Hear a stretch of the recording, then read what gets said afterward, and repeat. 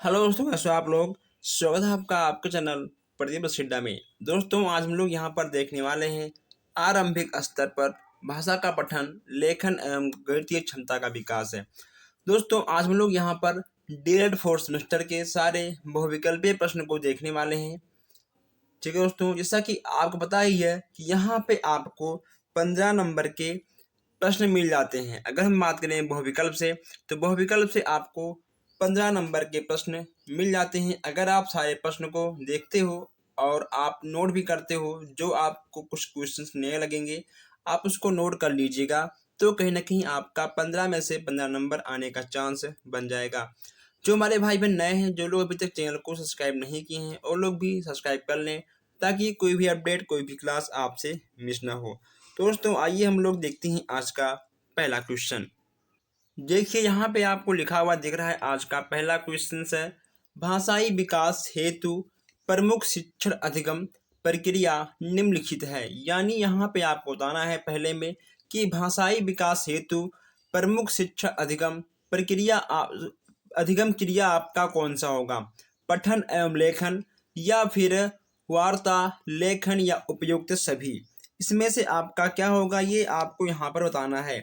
तो हम यहाँ पर आपको बता दें कि जब भी यहाँ पर भाषाई विकास की बात की जाएगी, तो भाषाई विकास में आपका लेखन और पठन भी आवश्यक होता है। उसके बाद आपका वार्ता भी कहीं ना कहीं आवश्यक होता है, और लेखन भी। यानी आपका हो जाएगा आंसर उपरोक्त सभी। आपका दा वाला बिल्कुल सही हो जाएगा। जस्ट यहाँ पे पूछेगा आपसे कि पठन कितने प्रकार के होते हैं। पठन आपके कितने प्रकार के होते हैं, 4, 2, 5 या 3। पठन आपके कितने प्रकार के होते हैं। तो मैं यहाँ पे आपको बता दूं कि पठन आपके 4 प्रकार के होते हैं। कितने प्रकार के होते हैं, पठन आपके यहाँ पर 4 प्रकार के होते हैं। ओके दोस्तों, देखिए, कभी कभी पूछ लेगा आपसे कि पठन का अर्थ क्या होता है और वाचन का अर्थ क्या होता है। ठीक है, तो आप इसको भी अलग से नोट करके लिख लीजिएगा कि पठन का अर्थ होता है पढ़ना, और वाचन का अर्थ होता है बोलना। आप लोग क्या लिखोगे, लिखोगे आप लोग कि पठन का अर्थ होता है पढ़ना, और वाचन का अर्थ होता है बोलना। ठीक है दोस्तों, और कभी कभी पूछ लेगा आपसे कि वाचन के कितने आधार हैं। वाचन के कितने आधार हैं, आपको ये भी नोट करना होगा। तो मैं यहाँ पे आपको आपके जानकारी के लिए बता दूं कि वाचन आपके 2 प्रकार के होते हैं। कितने प्रकार के होते हैं, वाचन आपके 2 प्रकार के होते हैं। कौन कौन सा, वाचन मुद्रा और वाचन शैली। आप इसको भी अलग से नोट कर लीजिएगा। ठीक है, आप फिर सुनिए एक बार। वाचन के प्रमुख 2 आधार होते हैं। पहला आपका होगा वाचन मुद्रा, और दूसरा आपका हो जाएगा वाचन शैली। ठीक है दोस्तों, इसको भी आप लोग नोट करते हुए आगे बढ़िएगा। पठन कितने प्रकार के होते हैं, आपसे ये पूछ, ठीक है, आपसे पूछ लेगा कि पठन आपके कितने प्रकार के होते हैं। उस क्वेश्चंस को भी आप लिख लीजिएगा। तो पठन आपके 2 प्रकार के होते हैं। कितने प्रकार के होते हैं, पठन आपके 2 प्रकार के होते हैं। पहला आपका होगा स्वर पठन, और दूसरा आपका होगा मौन पठन। तो इन दोनों पठनों को भी आप नोट कर लीजिएगा। ठीक है, कभी कभी पूछेगा आपसे कि स्वर पठन के स्वर पठन के कितने प्रकार होते हैं। ठीक है, स्वर से क्वेश्चंस आपके अवश्य बन जाएंगे। तो स्वर पठन के आपके 2 प्रकार होते हैं। एक होता है आपका व्यक्तिगत पठन, और एक हो जाएगा आपका सामूहिक। ठीक है, पहला आपका व्यक्तिगत और दूसरा आपका सामूहिक हो जाएगा। चलिए दोस्तों, ठीक है, आइए अब हम लोग आगे बढ़ते हैं। जस्ट यहाँ पे आपका है कि 1 मिनट, यहाँ पे आपका नेक्स्ट है तीसरा, सुरस कितने प्रकार के होते हैं। सुरस कितने प्रकार के होते हैं, तो ये आपको यहाँ पर बताना होगा।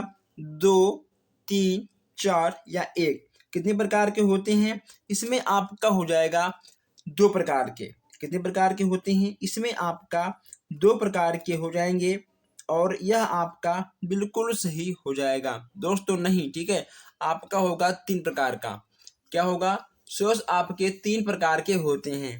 2 प्रकार नहीं, आपका 3 प्रकार का। बिल्कुल दोस्तों, 1 मिनट, एक मिनट रुकिए यहाँ पर। हाँ ठीक है, आपका होगा दो प्रकार का। ठीक है, आपका आ वाला बिल्कुल सही हो जाएगा। नेक्स्ट यहाँ पे आपका है विराम संबंधित समस्याओं के प्रमुख कारण निम्नलिखित हैं। अब यहाँ पे आपको विराम संबंधित समस्याओं के कारणों को बताना है। आखिर हम लोग यहाँ पर विराम का यूज क्यों करते हैं? जब भी हम लोग बोलते हैं, लिखते हैं, पढ़ते हैं, तो हम लोग यहाँ पर विराम का उपयोग क्यों करते हैं, ये चीज यहाँ पर आपसे पूछी गई है। विराम यहाँ पे आपका क्या होगा, शीघ्रता से पढ़ना या फिर वाक्यों के बीच में विराम, धारा प्रवाह का अभाव या उपरोक्त सभी। विराम की बात यहाँ पे आपसे की जा रही है, इसमें आपका हो जाएगा उपरोक्त सभी। ठीक है दोस्तों, इसमें आपका दा वाला बिल्कुल सही हो जाएगा। अब यहाँ देखते हैं पांचवा प्रश्न। पांचवा आपका है कि आरोह अवरोह की कठिनाई उत्पन्न होने का प्रमुख कारण क्या है। यानी आपको बताना है कि आरोह और अवरोह का उत्पन्न होने का प्रमुख कारण आपका क्या है। शीघ्रता से पढ़ना या फिर भावों को समझकर न पढ़ना, धारा प्रवाह का अभाव या उपरोक्त सभी। ये यहाँ पे आपसे पूछा गया है पांचवा प्रश्न। इसमें आपका क्या होगा, इसमें भी देखिए दोस्तों, जब यहाँ पे आपका आरोह और अवरोह की कठिनाई की बात की जा रही है, तो देखिए कठिनाई आपका कब आएगा, जब आप जल्दबाजी में पढ़ोगे, ठीक है, और आप सुपर फास्ट पढ़ोगे और कहीं ना कहीं आप भावों को समझ कर नहीं पढ़ोगे, तब आपके अवरोह और आरोह में कहीं ना कहीं कठिनाइयाँ उत्पन्न हो जाएंगी। यानी अगर आंसर की बात करें, इसका आंसर आपका दा वाला बिल्कुल सही हो जाएगा। चलिए अब आगे बढ़ते हैं। जो हमारे भाई बहन नए हैं, जो लोग अभी तक चैनल को सब्सक्राइब नहीं किए हैं, वो लोग सब्सक्राइब कर लें ताकि कोई भी अपडेट आपसे मिस ना हो। अब यहाँ हम बात करते हैं भाषा के रूप के बारे में। भाषा के कितने रूप होते हैं? भाषा के आपके दो रूप होते हैं। आपको बताना है कि आपके दो रूप कौन कौन से हैं, मौखिक या लिखित, या फिर केवल लिखित, आ और बा दोनों, या इनमें से कोई नहीं। जब यहाँ पर भाषा की बात की जा रही है, तो भाषा का नाम सुनते ही आपको दोस्तों क्या लिखना है, आपको लिखना है मौखिक और लिखित। ठीक है, दोनों, यानी आपका आ वाला बिल्कुल सही हो जाएगा। सातवां आपका है चा, छा, जा एवं झा वर्ण किस प्रकार की ध्वनियां हैं। अब यहाँ पे आपसे ध्वनियों के बारे में पूछा गया है कि ये आखिर आपकी किस प्रकार की ध्वनियां के अंतर्गत आएंगी। ऐसे प्रश्न आपको एग्जाम में देखने को मिल जाते हैं।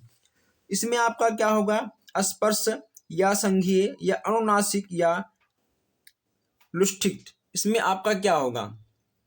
अगर हम बात करें आंसर की, तो दोस्तों इसमें आपका आ वाला बिल्कुल सही हो जाएगा। आप अलग से नोट करके लिख लीजिए जो हम आपसे बोल रहे हैं। पूछेगा आपसे कि स्वर ध्वनियाँ कितनी होती हैं, स्वर ध्वनियाँ कितनी होती हैं, आपको लिखना होगा कि स्वर ध्वनियाँ 14 होती हैं। ठीक है, कितना होती हैं, 14 होती हैं। और व्यंजन ध्वनियाँ कितनी होती हैं, तो आपके हो जाएंगे 36। ठीक है, 36 यहाँ पे आपके व्यंजन ध्वनियाँ हो जाएंगी। ठीक है दोस्तों, इन चीज़ों को आप लोग जरूर लिख लीजिएगा। चलिए आगे बढ़ते हैं। आठवां यहाँ पे आपका है कि इनमें से विकारी शब्द कौन सा है। विकारी शब्द यहाँ पे आपसे पूछा गया है, इसमें आपका विकारी शब्द कौन सा है, संबंध बोधक या फिर सर्वनाम या विस्मय बोधक, या इनमें से कोई नहीं। इसमें आपका क्या होगा, यही चीज यहाँ पे आपसे कहा गया है। तो विकारी की बात करें, इसमें आपका हो जाएगा सर्वनाम। ठीक है, आपका सर्वनाम बिल्कुल सही हो जाएगा। अब यहाँ देखते हैं नौवां प्रश्न। नौवां आपका है कि वाक्य रचना में वाक्य लेखन का प्रमुख गुण। वाक्य रचना में वाक्य लेखन का प्रमुख गुण की बात यहाँ पे की जा रही है। अगर हम बात करें आंसर की, इसमें आपका आ और बा दोनों बिल्कुल सही हो जाएगा। किसी भी संख्या के मान होते हैं, किसी भी संख्या के मान यहाँ पर आपसे पूछे गए हैं।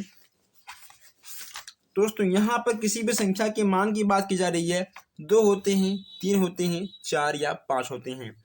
अगर किसी भी संख्या की मान की बात करें, तो यहाँ पे आपका 2, बिल्कुल सही हो जाएगा। नेक्स्ट यहाँ पे आपका है 11वां प्रश्न। 11वां आपका है संबोधक निर्माण के चरक हैं। संबोधन निर्माण के चरक की बात यहाँ पे की जा रही है। मिलान करना या फिर तुलना करना, आ और बा दोनों, या इनमें या दोनों में से कोई नहीं। इसमें आपका क्या होगा? संबोधन की बात की जा रही है, इसमें आपका हो जाएगा आ और बा दोनों, यानी आपका सा वाला बिल्कुल सही हो जाएगा। नेक्स्ट यहाँ पे आपका है कि संबोध निर्माण का क्षेत्र। संबोध निर्माण के क्षेत्र की बात यहाँ पर की जा रही है। स्वयं के शरीर के संबंध में अनुभव या फिर प्रतीकात्मक अनुभव या मूर्त से अमूर्त के क्रम के अनुभव या उपरोक्त सभी। इसमें से आपका क्या होगा? बढ़ाने की बात हम यहाँ पर कर रहे हैं। इसमें आपका हो जाएगा उपरोक्त सभी। सबसे अच्छा क्वेश्चन, सबसे अलग क्वेश्चन है। स्वर के कितने स्वर शब्द कितने भाषा मिलकर बनते हैं? तो सॉरी, ठीक है, संकर शब्द कितने भाषा से मिलकर बनते हैं? तो संकर शब्द आपके जो होते हैं वह आपके दो भाषा से मिलकर बनते हैं। कितने भाषा से? दो भाषा से मिलकर ही बनते हैं। यहाँ पे आपका है कि संयुक्त व्यंजन कितने होते हैं? आपके हो जाएंगे 4, यानी आपका आ वाला बिल्कुल सही हो जाएगा। और कौन कौन सा होता है? आपका होगा छत, त्रिज्ञा और त्रा। ठीक है दोस्तों, छत, त्रिज्ञा और त्रा ये आपके संयुक्त व्यंजन के अंतर्गत आ जाएंगे। बस केवल आपके 4 ही होते हैं। 15वां यहाँ पे आपका है कि अंतस्थ व्यंजन कितने होते हैं? अंतस्थ व्यंजन कितने होते हैं? 2, 3, 4 या 5। तो यहाँ पर हम आपको बता दें कि अंतस्थ व्यंजन आपके 4 ही होते हैं। कौन कौन से होते हैं? आप उसका नाम लिख लीजिएगा। या, रा, ला, ठीक है, और वा। ये आपके या, रा, ला और वा, ये यहाँ पे आपको 4 अंतस्थ व्यंजन हो जाएंगे। दोस्तों, जो ये आप यहाँ पर 15 क्वेश्चन देखे हैं, यह आपके एग्जाम में आए हुए क्वेश्चन हैं। ठीक है दोस्तों, अलग से क्वेश्चन नहीं, आपके एग्जाम में आए हुए प्रीवियस पेपर के ही क्वेश्चंस हैं।